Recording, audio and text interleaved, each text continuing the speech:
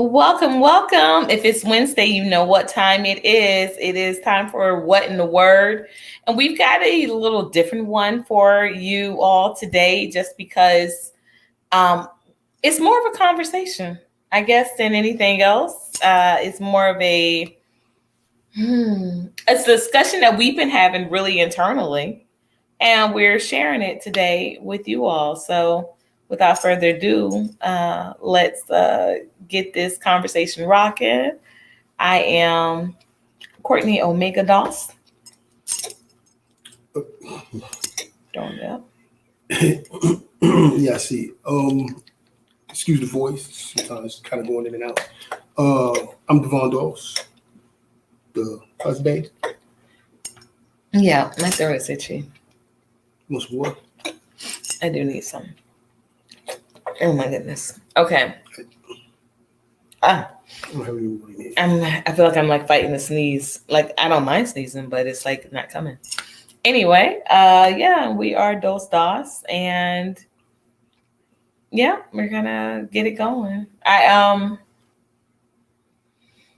wanted us to stick to the schedule, but quite honestly, like today, I wasn't as I was. It was a very reflective day, and I just was like, I'm doing a lot of reflection, but wanted us to definitely stick to the schedule. So, yeah, let's get to rocking. Okay. Village living. Or village life. No, village living. Yeah. Village living. Mm-hmm. Kingdom living. Right.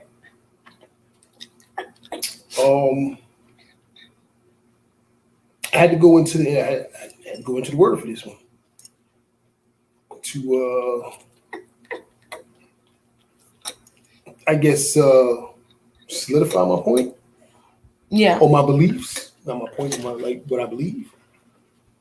That village living, is kingdom living. Village living revolves around family. Right. And so does kingdom. Mm-hmm. It's not and when I was looking up these scriptures, the first one that pops up was Ecclesiastes. Ecclesiastes. Wait, did I say that right? I think so. Ecclesiastes. Yeah. 4:9-12. It's also the same scripture that Prophetess Lauren gave me. So, I want to give a shout out to Prophetess Lauren and the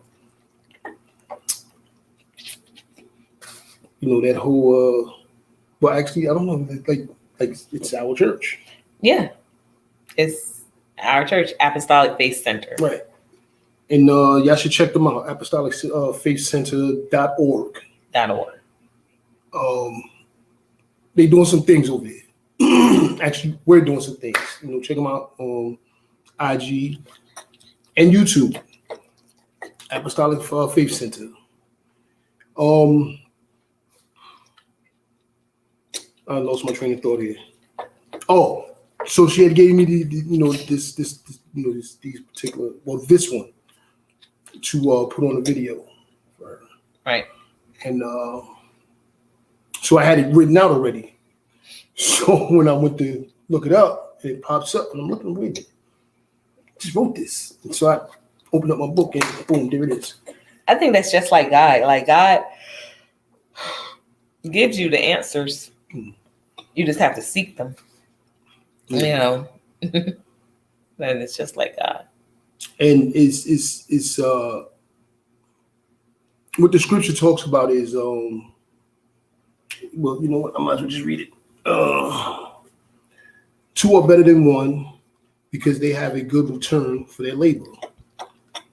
If either of them falls down, one can help the other up, but pity anyone who falls and has no one to help them up.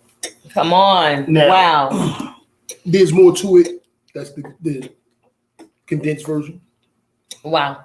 And if you guys ever want a Bible study with us, or if like any of these ever kind of stick out. And yeah, I think that would be cool to just, something that I used to do in the past. So I don't want to, uh, I don't want to turn down those opportunities now. It lasted for a couple of months, but sometimes the opportunity would present itself, and I would definitely be open for that again. Because that's a good one. That's definitely a good one. Yeah. And if you don't have a village, there is no opportunity to have that help or give that help. Right. Which brings me to the next scripture. But before I get into that, you kind of like extra cute today. You got a date? I do. Okay. Well, I hope you ain't rubbing your nose during the date. I probably will be. It's something that's really ticking me right now. Okay. It was James 2:15-16. And this was about having faith without deeds. Oh, that's a good one too. I love that one. That's the one that's like, if if somebody is cold, you pray with them, but you don't give them a coat. Right. I love that one. Right. Yeah, Pastor. And don't go, don't starve. And Yeah. you keep warm. Right. Pastor you spoke on that one months ago. Yeah, you zip up. Yeah. Chilly out here. Yeah. You be good. Stay safe. Yeah. Stay warm. Yeah. That was definitely a good one too. So I'm gonna tell you like this: there is no way you can be within village life and not have deeds. It's not possible. It's just not. Because if you are living village life and kingdom, then one helps others and others help you, and that's how a village works. Yeah. So it's impossible to have faith without deeds. So once again, like village life is kingdom life done correctly. Because I think what's that what's the name your girl was talking about?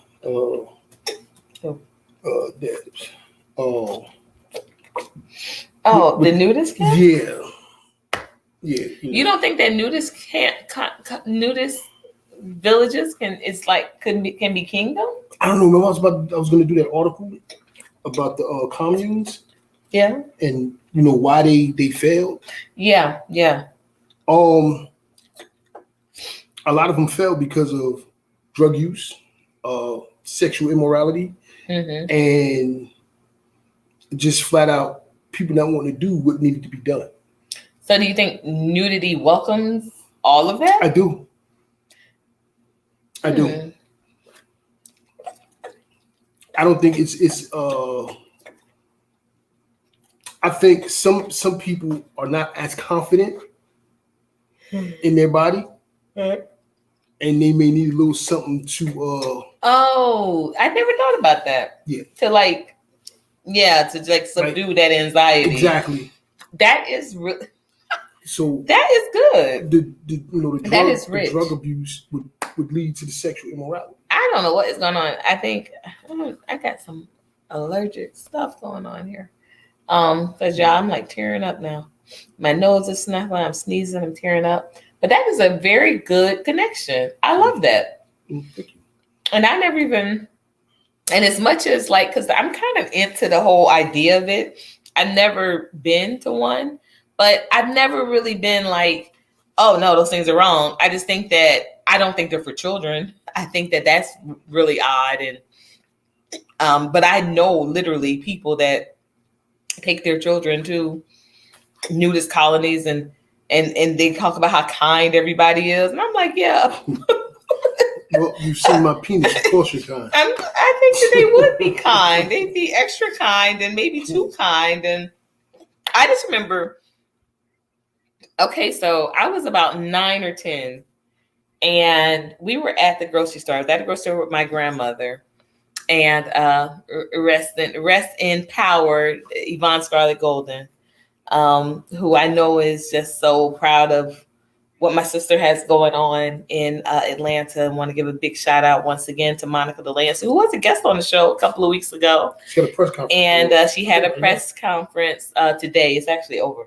Yeah, it was earlier today in Atlanta regarding just someone scrupulous, housing injustices. And I just a snippet, and I'm going to come right back to it because we are talking about village living, and definitely housing is a part of that.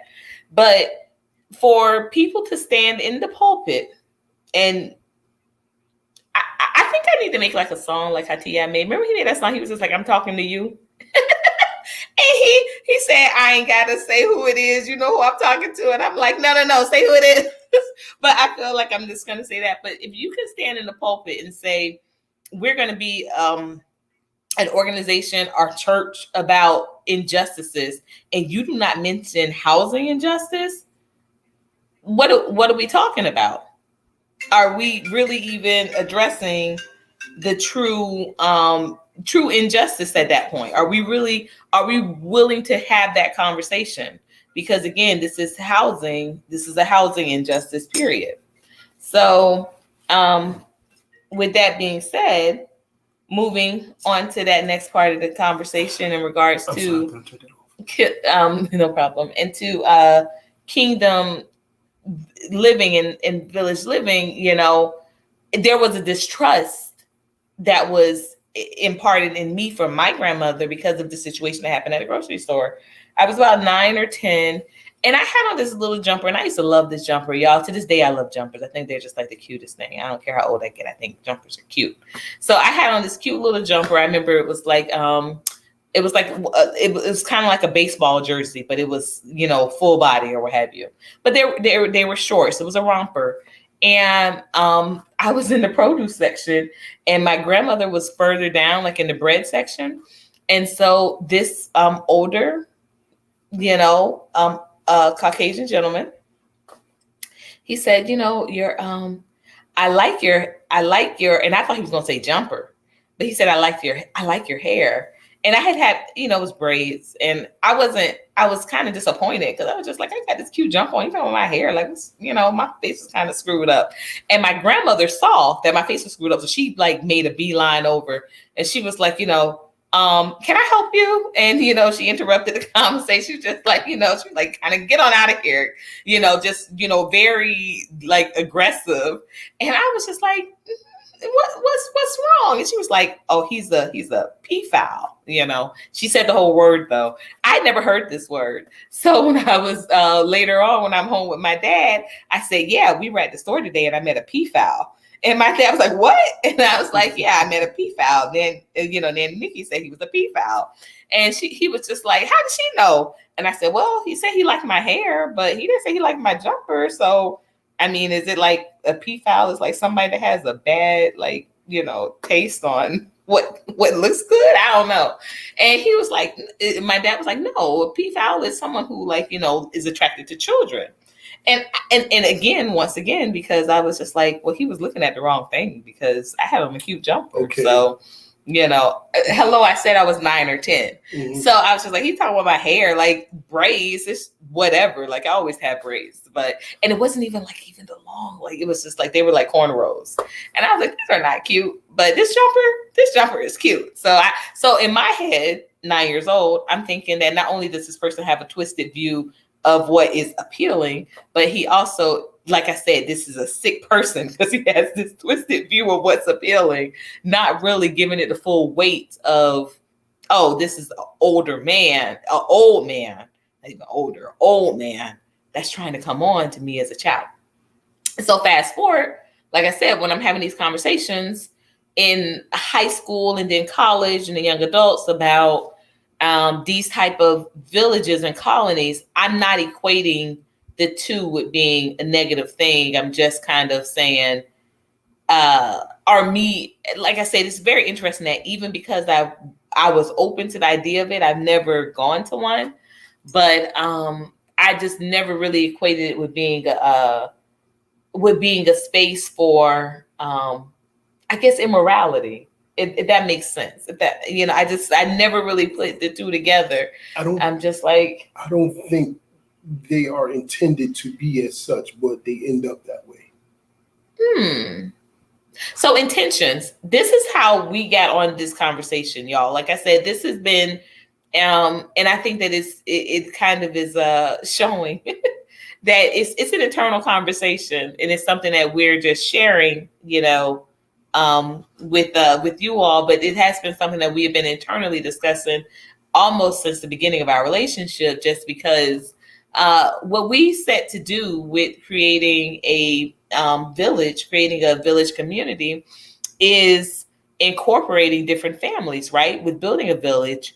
And as we've gone along with this ideal, with developing and improving and kind of reimagining what this concept, pros and cons of this concept, we're kind of figuring out, okay, this has a lot of moving parts, no pun intended.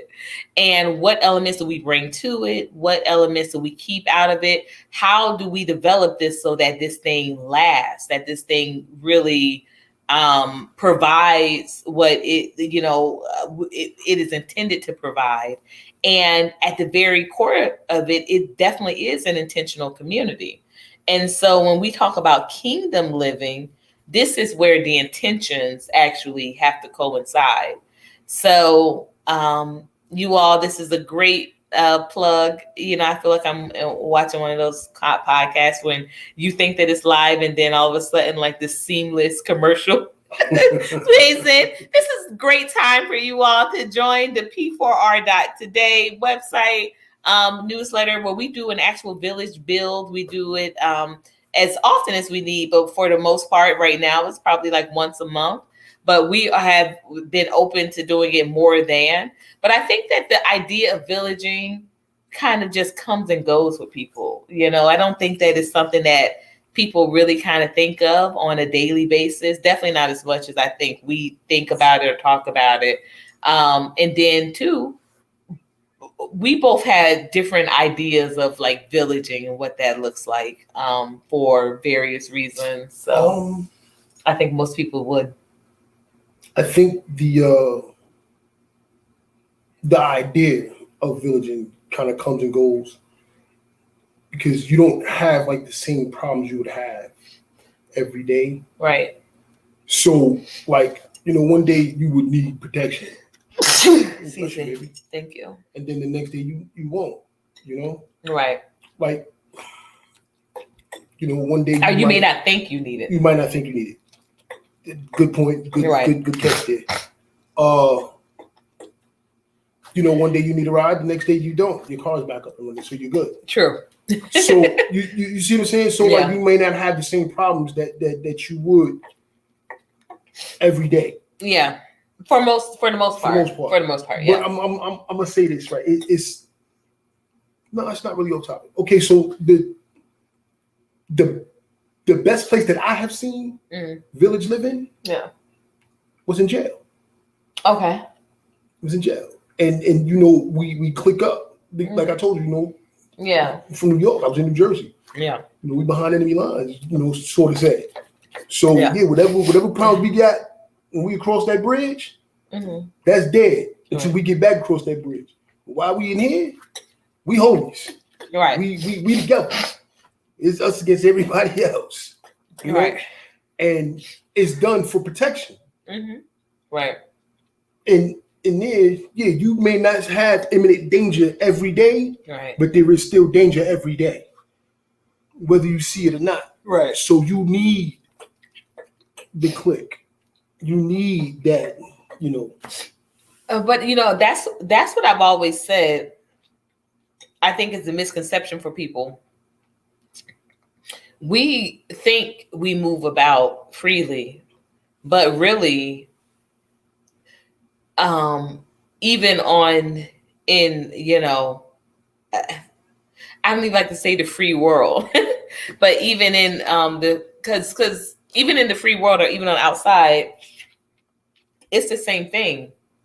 There's imminent danger every day, whether you see it or not, whether you accept, believe it or not, it is. And like I always tell people, you're not living free if you pay your rent every month. You're not. The fact that you can be fooled and deceived into thinking that you are, like, you're literally becoming a slave to the system. 2, 3 jobs. I knew a young lady, single mom in Miami. She literally had to literally had to manage 4 jobs in order to qualify for a loan on a home, and she did it. And she, she was successful, and she was a beautiful young lady. Beautiful mother, had two girls, 2 young ladies, and she was committed. But she was a teacher. She worked at Gap. She tutored, and she Ubered. And these could not be. She did it for. I think she had to do this. She had to rotate these 4 jobs for about 5-6 months in order to, because they check your finances. Like, we've just started the process, but they check your process. She had to have a floor. Yes, and all the time. And so, like, she rotated. Like, she didn't do the same 2 jobs. She didn't do the same 4 jobs every day, but she was working 3 jobs at least a week. And then, but they had to be documentable income, and it had to substantiate this loan that she was receiving for this, new development. It was a beautiful home, and she was so proud of it. And but I just remember, like, even though I met her probably a year or so after she went through this process, she always still looked so tired. She always still looked so tired. And I think at this point she was down to like 2 jobs. But now her oldest daughter was going off to college, so she, was starting to rev some things back up. And so, and also too, I want to say to that point also that when you're having to do like these, when you have to take on these extra jobs or what have you, you now know that you can do it. And so that leads people into doing it more because they know that they can do it. So now they're like, okay, I know I can,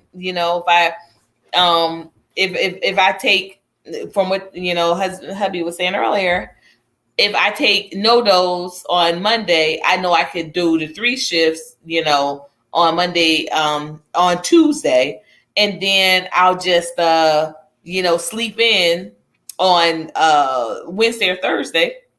And then, I'll get my rest back. And, that's what somebody told me. And I will never forget it in college, actually, that you can never get that rest. You cannot rest up enough. Like, you cannot get rest back. So, it's gone, it's gone. And I'm the wrong person to tell that too, because I'd be thinking I'd be for sure I'm getting my rest up. But nah, you cannot get it back. But like I said, she was still a beautiful young lady, and she was still amazing, but she was tired. She looked tired, and we had great conversations. We went out to eat a couple of times, but she did look tired. Uh-huh. And so I would have loved to have the opportunity to village with this young lady, but Courtney was not going to work 4 jobs. I want to make that very clear. And like I said, we had some very candid conversations, and she was really super smart. And like I said, we had the same taste of food, so we went out to eat a couple of times. But she was very conservative, very humble, very funny. But like I said, I knew that, it would come a time where to be a part of that world, I would have to kind of do what she was doing. I was not willing to do it. So, but a big shout out to her. And I hope that sis knows that, I hope that sis is still, doing very, very well and thriving. Hey, Naima. Hey. Thanks for making it today. This is we kind of feel like I said, it was kind of hard for me to get going a little bit because this has just been an internal conversation. And what we're doing is just honestly kind of just letting y'all be flies on the wall with it. Because they haven't always been comfortable conversations, with who I think we should be villaging with as opposed to what a village should provide. And then also too, just opposing that with the kingdom ideology that, or the kingdom reality that if this, because the Bible even, it's hard to it can be difficult and challenging at times because they say love your neighbor as yourself. But, what if this is not the person that you chose the village with? Because neighbors to me are just people that you kind of just by chance, got into, you live in the same space. But a village is by choice. And how we got literally on this conversation today was because of the I'm not even going to butcher the name and pretend like I can pronounce it, but it is in Hawaii. And it is a beautiful village that I think they have about 110, 130 or something like that members in this village. And it reminded me very much of our estate, and as much as it reminds me of our estate, at the same time, it kind of, I don't want to say worries me, but it kind of, my spidey senses are triggered because of the fact that 110 people is a whole lot more than just the 6 that we have on our estate, and they're hard to manage. So a little bit of that is just like, dang, how does this happen? But it happens. I remember the lady, I don't know if you remember that part, but she said everything starts with respect.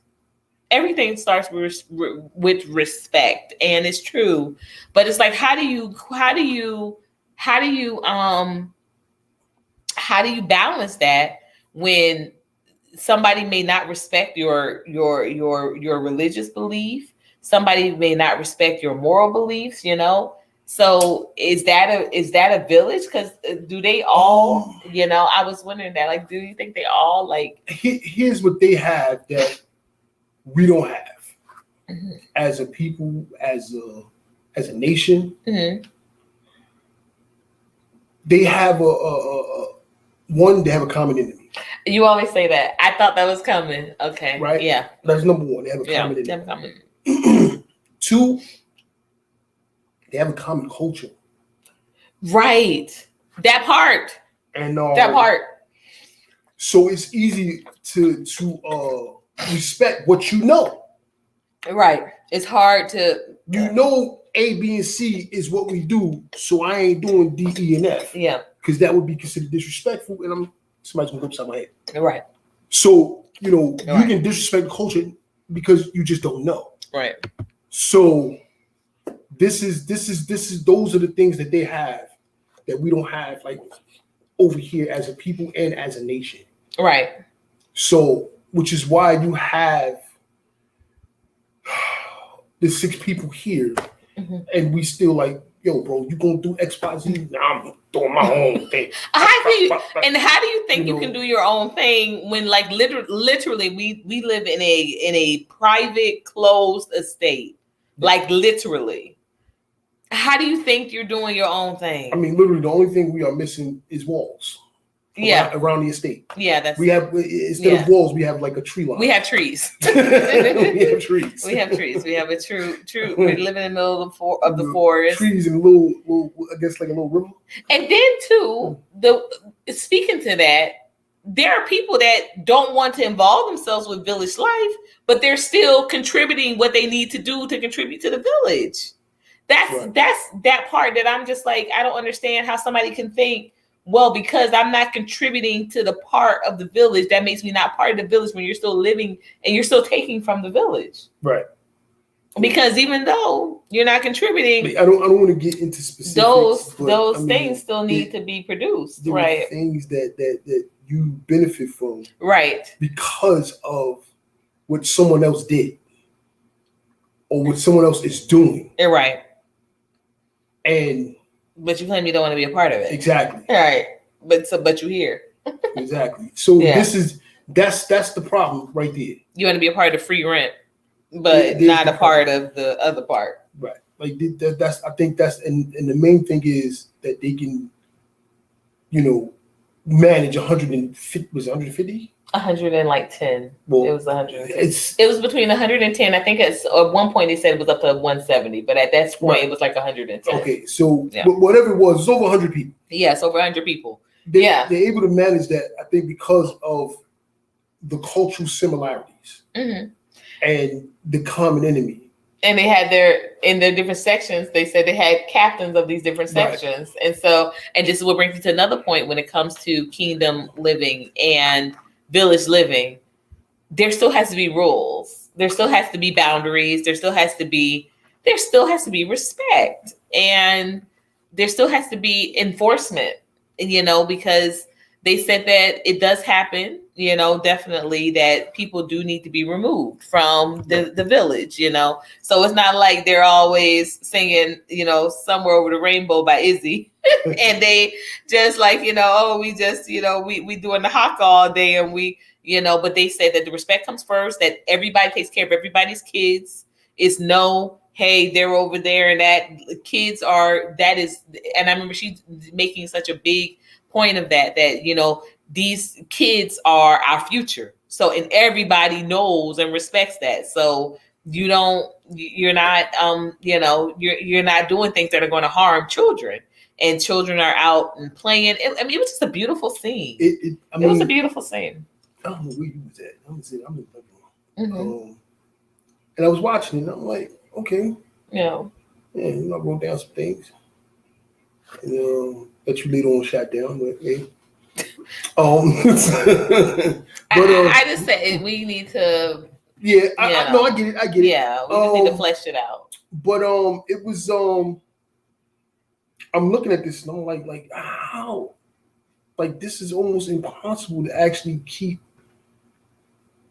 in order without cracking heads. And they have kept it in order for 14 years. Like literally, that's some of their, some children literally have come in as, children, and now they're having children, which is still flourishing. This is my thing. Like here it is 14 years they've been doing that thing. Right. And we've been here a year. We've been here a year. And already I wanted to drag a couple of dudes. But then you would go back and forth because you went from dragging to breaking bread into inviting them over several times, and then want to drag them again. Yeah. So it's and now it's just neutral. So like I don't understand. But, give it to God. And that's what happened. Yeah. That right there. That's the kingdom part. That right there. That's what happened. Yeah. Because it wouldn't have been a back and forth, say, a year ago, 2 years ago. Let's say 2 years ago. Definitely 2 years ago. 2 years ago. It wouldn't have been a back and forth. Ago. Sure. It would have been court dates. But my point is this: like I'm watching this, and I'm like, how are they keeping this together without literally, splitting ways, cracking heads? That guy on the real, the one that he was the overseer for the one, he say too much. I think he is definitely he's the enforcer because he didn't say too much. Like the women were talking about their pantry and talking about protecting the kids, but that guy didn't say too much. He was just like, yep, this is my area. How long you been here? 6 years. Yep. And that was like, okay, that was enough. Like that was enough said. So he might be the he might be the guy. Yeah, and I think that we talked about this too. Again, this is not a comfortable conversation, but we talked about this as well in regards to plantation living, right? And how do you keep those? How were people kept on the plantation? It was by brutal force. And it was a force that was needed, and not God bless the ancestors, not to minimize, but, and I think that too many of us don't appreciate, like you think that it was an easy decision. This wasn't just breaking a lease. You breaking, you're running the risk of not only yourself being finalized, but your family being sold and your generations never seeing them again. And so this was not a question of, okay, so we think we have it simple now to just break a lease and you pay a fine. But the reason why we don't see it as such a inhumane practice is because what they did to break a lease is not appreciated and thought of. But this is how also building villages happen. You didn't get an option to say, I just want to go over there, the master so and so is working people 7 hours less on a day, and we're able to take off, Saturday and Sunday as opposed to just Sunday. So I'm gonna go across the street and I'm gonna go up on the block and I'm just gonna go over there. You weren't able to do it, and so you were forced to village. I think that you bring up a great point, babe, when you say that there's a common enemy. So this all becomes a part of the intentional community discussion. The common enemy for us is we don't want to pay rent. There is absolutely no place where people can show me where rent has been used as a tool to actually improve one's finances. It is absolutely not. It is absolutely not. And it's actually does the opposite, literally. You made an excellent point, and it's crazy because I pulled something up? Yeah, I pulled something on a screenshot, and then I forgot I had it until you just said what you said. And it was a question that was asked, like, what is the purpose of a village? Okay. And, Google gives you the, I guess, like the definition of, whatever. So, and it was kind of, because I always thought, a village, you get a group of people that say, hey, let's build a house, you build this, you build that, and we go. But no.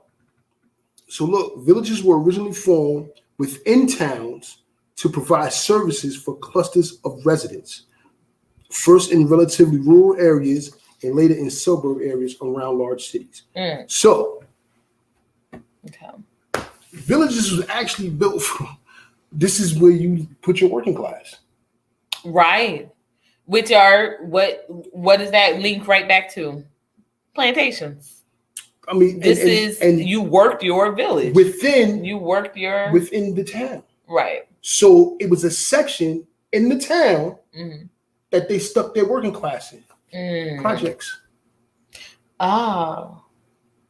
But no, I think that, and I'm not being facetious here, I think that the general idea of people that live in projects, people don't think of them as working. That's down. Right. That's okay. Down. Okay. Because, so when I was growing up, when my mom was growing up, because like we all pretty much came up in them same projects when we were 12. And, people worked. People had jobs. Okay. They just lived in the projects. Okay.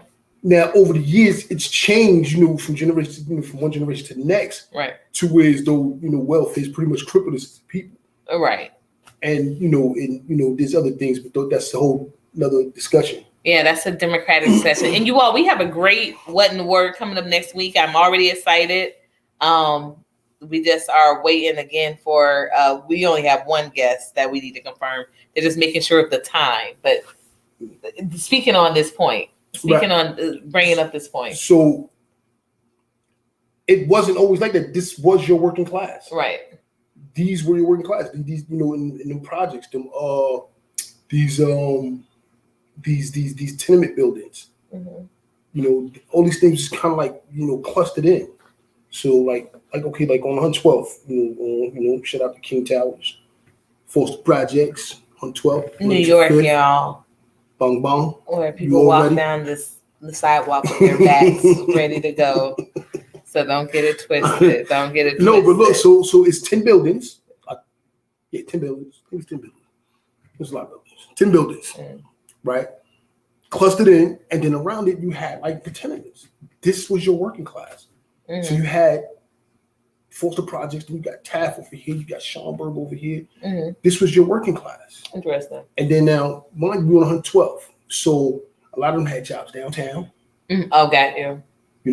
Or uptown, which was just starting to be gentrified in like, I want to say about 30 years ago, 40 years ago. So now they got jobs uptown, cross town, First Ave over there. So that's what Harlem was. Harlem was your working class.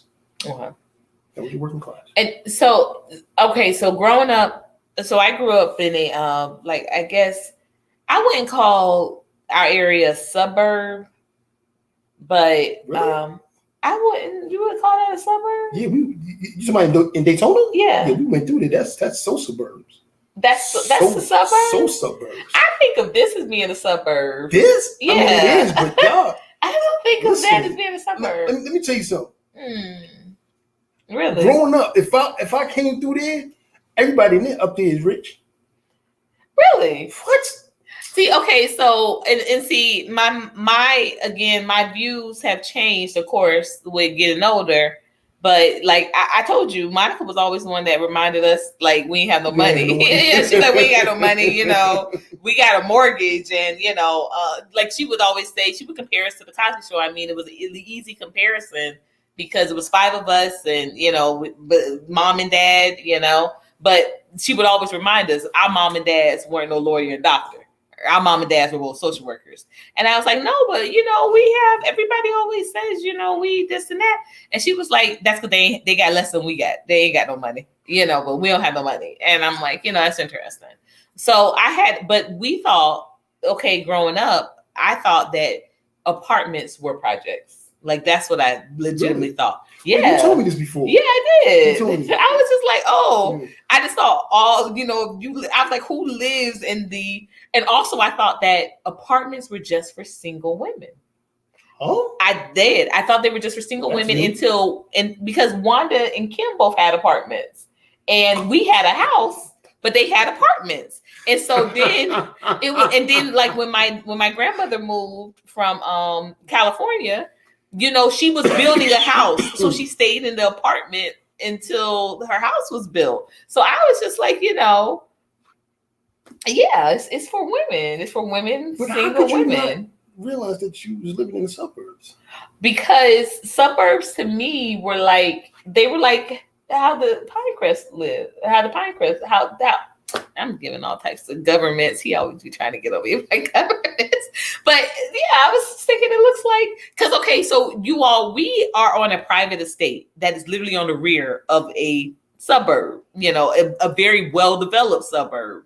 So I think of that as being okay. So that's the burbs. I'm not. Because that didn't look like that don't look like you've seen that. It's the same thing. Y'all was just spread out. Yeah, that's what I'm thinking of. I'm thinking of because they kind of like on top. They really are. They really are. They got about literally like that much like between the houses. And the lawns are laughable.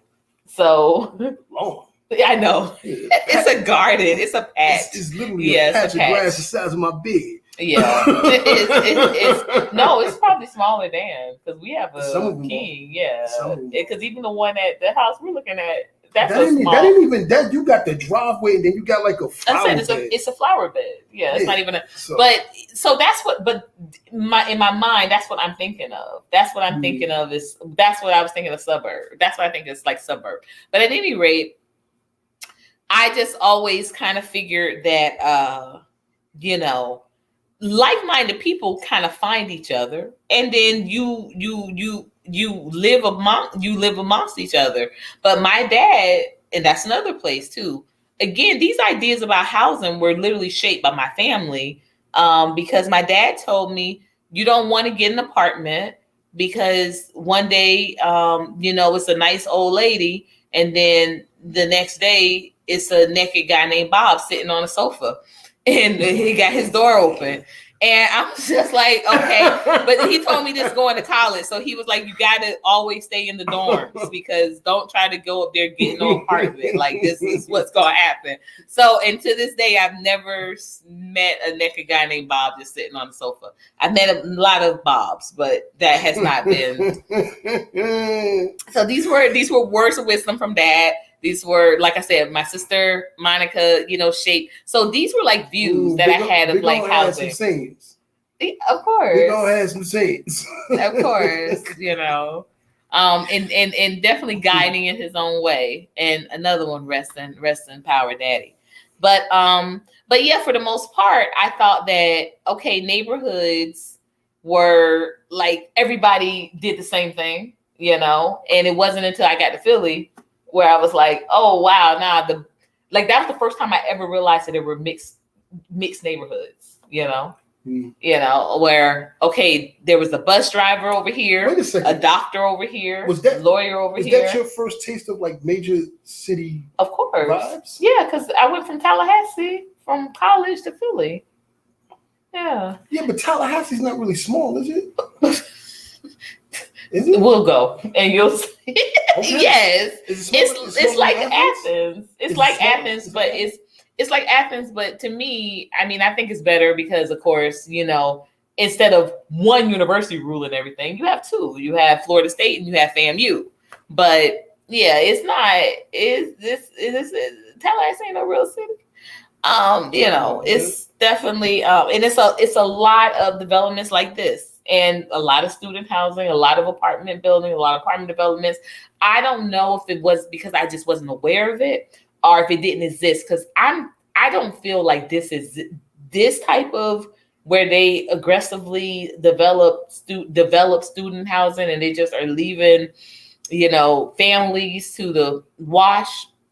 I personally don't feel like that went on when I was there, but I got to be very honest, you know, for like literally 3 years, I was more so aware of housing, but for college professors. And so it still was a university. So here I am like, nah, like, you know, they had a nice house and a big house and they were a family, but yeah, he was a professor at Florida State. I'm pretty sure. So Florida State's kind of big. Oh, okay. So how many people roughly? I want to know how many people roughly where in in Tallahassee. I don't know. We might have to just pull up the numbers. I mean, and this was when I was in school 20 years ago. So I want to be very honest. You gonna okay. That fast? Yeah, I'm gonna pull it up. But I'm going to be very honest. This was 20 years ago. So I just don't remember it being like this. But like I said, at freaking, 20 years old. What's the population of Tallahassee, Florida? I didn't care to, I wasn't worried about what these families were. Oh, I'm sorry, babe. I didn't know that you were still pulling up. You asked me what I was going to do. So I was going to do it. Last census, 2,200 and 1,731.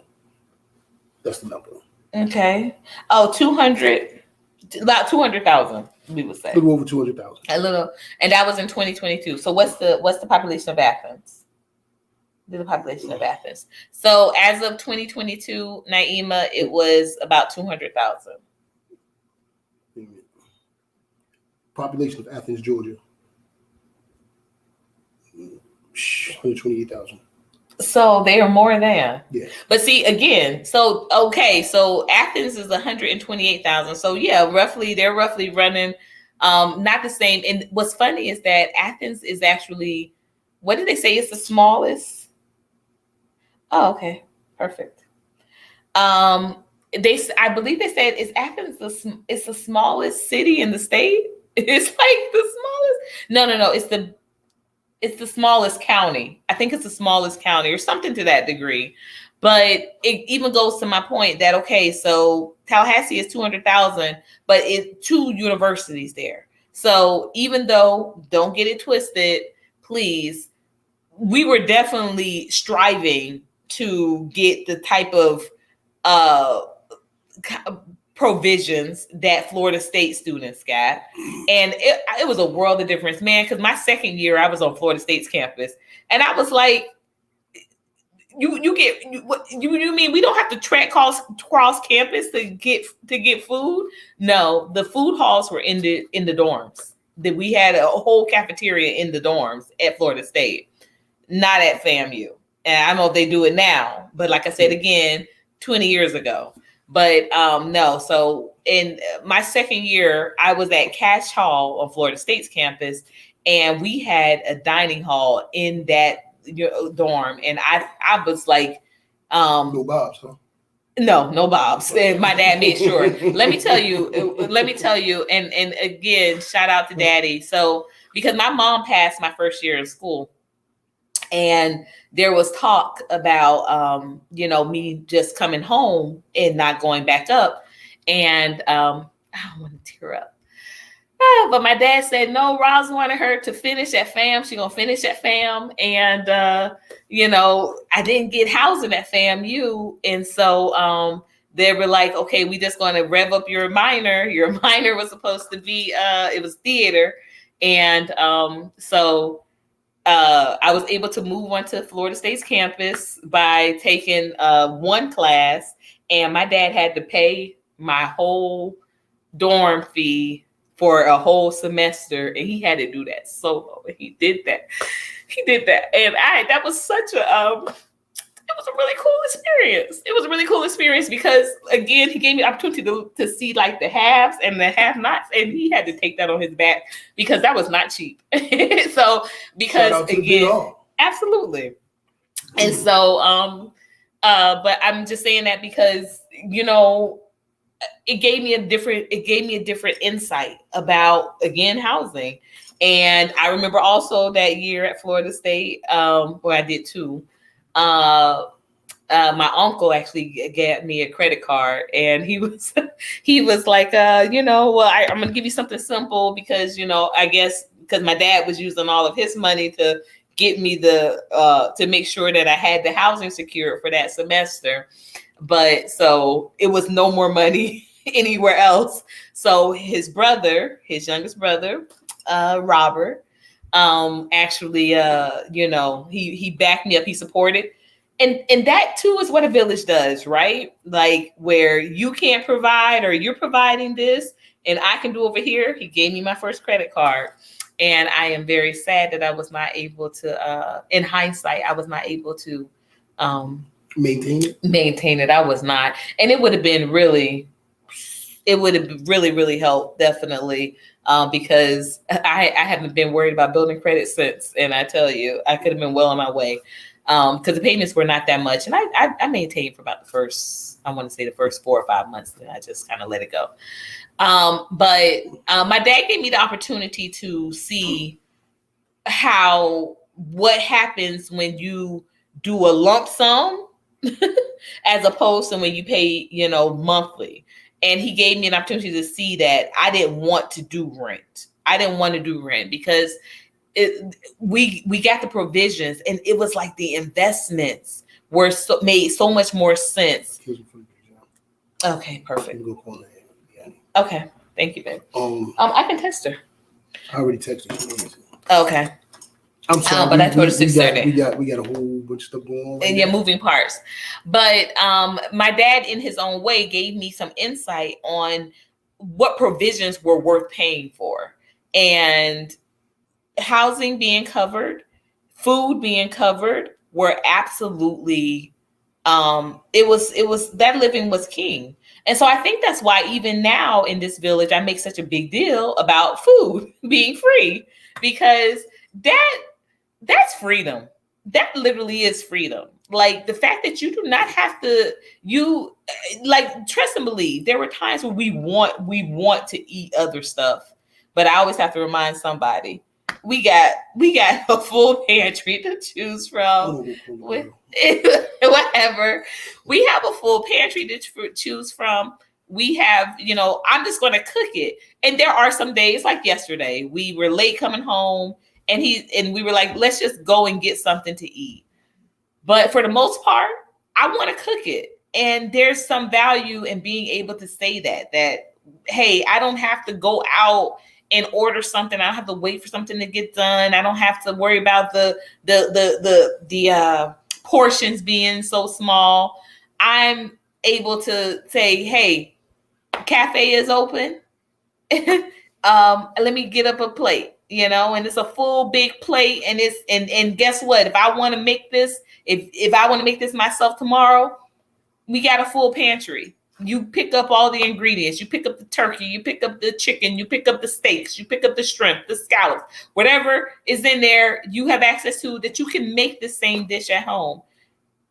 Tell me what restaurants do that for their people, for their guests.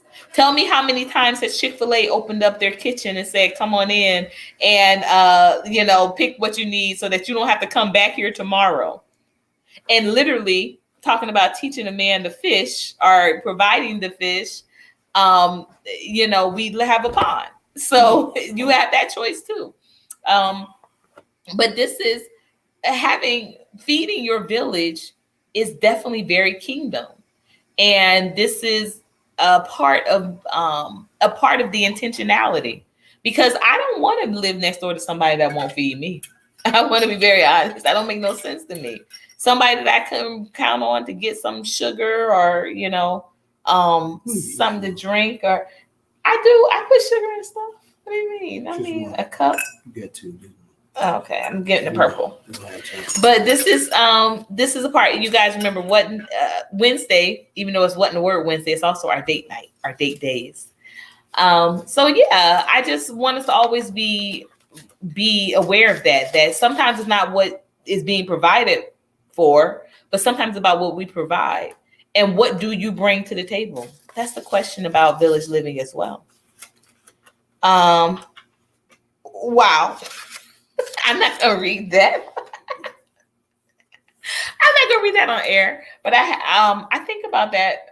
Actually, I think about that pretty consistently. So you can answer that later. Yes, I will. I answer it later. I'm gonna hold that. Well, I can. You can answer yours. It was a decent one. Yeah, if you were a Matrix character, who would it be? Oh, that's good. See, I want y'all to know. He gave me an indecent, inappropriate one, and I gave him a very appropriate one. I think that kind of tells you. It is. I mean, it's not appropriate though. All right, well, I'm just saying. Okay, so I don't know this guy's name. Which one? But he was in the one where they was defending the dock. And he gave that speech. It was short, it was sweet. What speech? But even I was ready to go fight. And I was sitting in watching the movie. He said, look, if it's our time to go, then it's your time. If it's your time to go, then it's your time to go. We got to hold this. We get to hold this. He was like the general or something of the. He was in the big machine things. I know what you're talking about. I just don't. As much as I love Keanu. Wow, so it was his time to go. It was his time to go. Well, he went out though. There you have it. He went out. So, like I said, y'all, I know y'all watch this, and like this is not like their usual shows. It literally was like we are still developing this conversation. We're still toying with these ideas of concepts and moving pieces around, literally. We just trying to figure out what works and what we can do to actually get this village started and implemented, and how would we keep this house protected? Because that's also a part of building a village, 12 gauge. The shotgun? That's the protection of choice. I think go boom. I'm gonna go with the sword. Yeah, because it has, I'm gonna go with the sword. Because it is a kingdom village after all. But so y'all, so like I said, any of y'all tuned in and just like, or maybe you're watching a playback and you're just like, this is kind of not the typical. It wasn't, and it wasn't meant to be. But again, just in our commitment to stay consistent, we have to move forward in what can be, unburdened by what has been. And with that being said, I love how when I said that the NY was shining bright, I think somebody gonna try to steal that for their next campaign commercial. Unburdened by what has been. And that guy gonna be holding his bat just like this, nodding. Yeah. Unburdened by what has been. What can be? Somebody to crack her. Unburdened. You cannot say that. We off. At any rate, y'all. Until next time. She's on the way out. Awesome. You tell her. I'm about to tell her now. Okay. Thank y'all for watching.